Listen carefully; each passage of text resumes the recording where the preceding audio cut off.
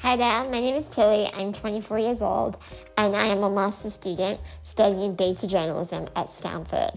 I am originally from the UK and I came to California as an undergraduate student in 2018 and I have been here ever since.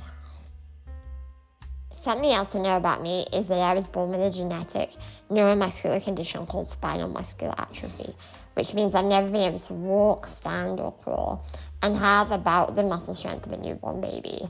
So with that, I rely on help with a lot of the physical aspects of day-to-day life, but I also drive a power wheelchair, which means I can get out and about and experience the world as independently as possible. Outside of school, one of my favorite things to do is to grab coffee with friends.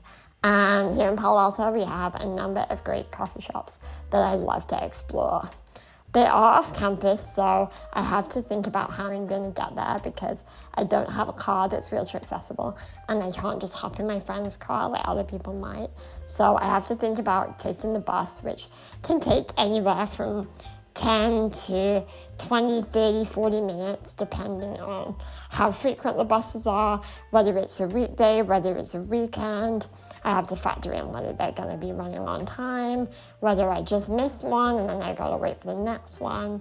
These are all things that I factor into my day when I'm thinking about where I go, what time I go, and all of those logistical questions.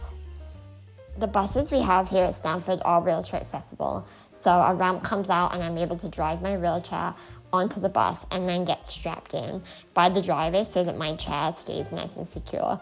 My chair is very heavy, it weighs around 300 pounds. Besides walking around town, Tilly's wheelchair can also hike the ditch near the Stanford campus, unless she experiences a battery malfunction.